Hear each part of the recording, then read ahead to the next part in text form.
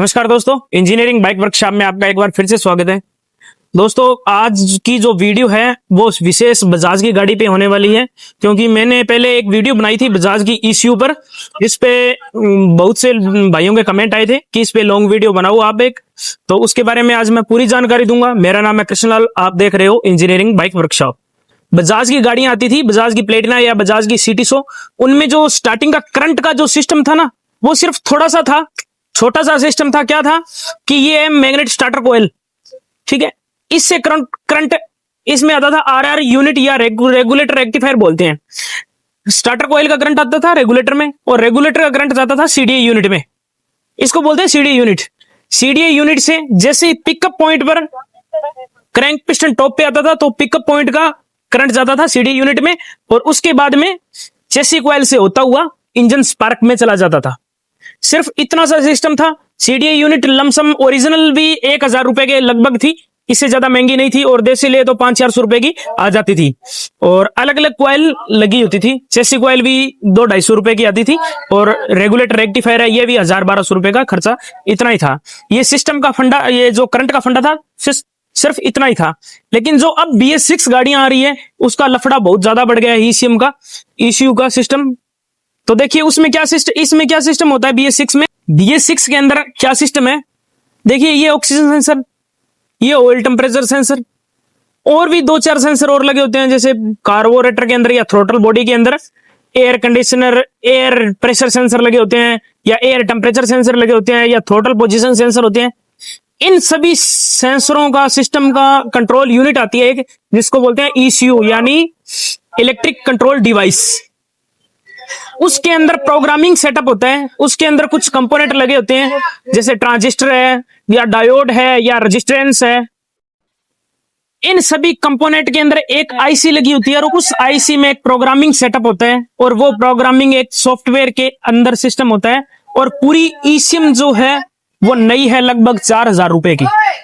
जब भी BS6 गाड़ी की सर्विस करते हैं तो उसमें कुछ एरर चला जाता है, या थ्रोटल बॉडी खोलते हैं, या कार्बोरेटर खोलते हैं, या फिर बैटरी की तार हटाते हैं, तो ईसीएम के अंदर एक एरर कोड जनरेट हो जाता है।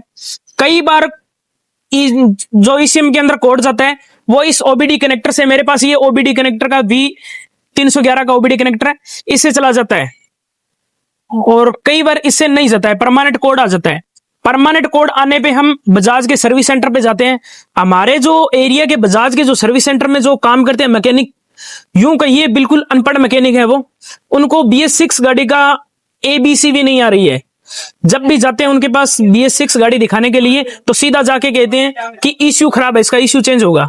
अब उनको कौन समझाए कि ECU के अंदर सॉफ्टवेयर अपडेट होता है, चेसी नंबर लगा के ECU के अंदर फाइल X फाइल अपडेट होती है, लेकिन नहीं, वो ECU चेंज कर देते हैं।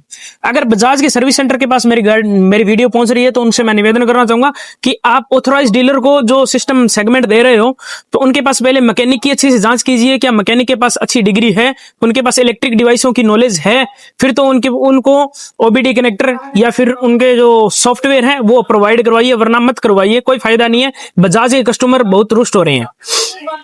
अब देखिए आगे की प्रोसेस क्या है। ईसीएम के अंदर जो सॉफ्टवेयर डलते हैं, वो सॉफ्टवेयर अभी तक बाहर प्रोवाइड नहीं करवाया जा रहा है, बजाज की एजेंसी के द्वारा वो सॉफ्टवेयर बाहर प्रोवाइड नहीं करवाया जा रहा है।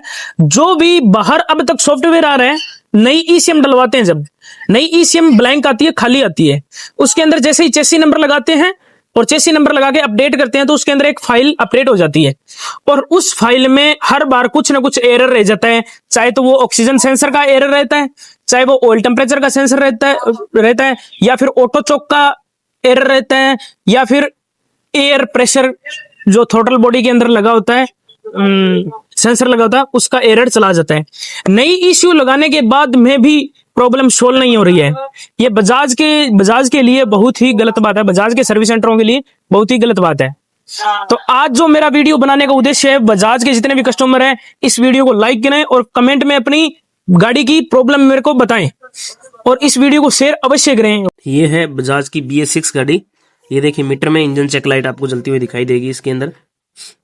ये BS6 गाड़ी है, इसके अंदर ECU लगा होता है। ECU यानी इंजन कंट्रोल यूनिट या इलेक्ट्रिक डिवाइस कंट्रोल यूनिट भी बोल सकते हैं। ये लगा होता है, जितने भी सेंसर लगे होते हैं उन सभी का कंट्रोल इस यूनिट के पास होता है।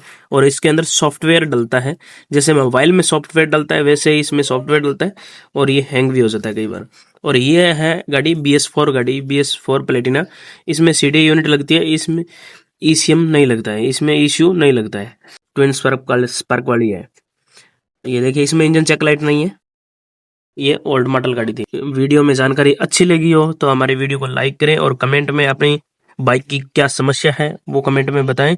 और अगर आप हमारे यूट्यूब चैनल पे नए हैं तो हमारे यूट्यूब चैनल को सब्सक्राइब कर लीजिए। तो मिलते हैं नेक्स्ट वीडियो में किसी नेक्स्ट टॉपिक के साथ, तब तक के लिए राइड स्मार्ट राइड से।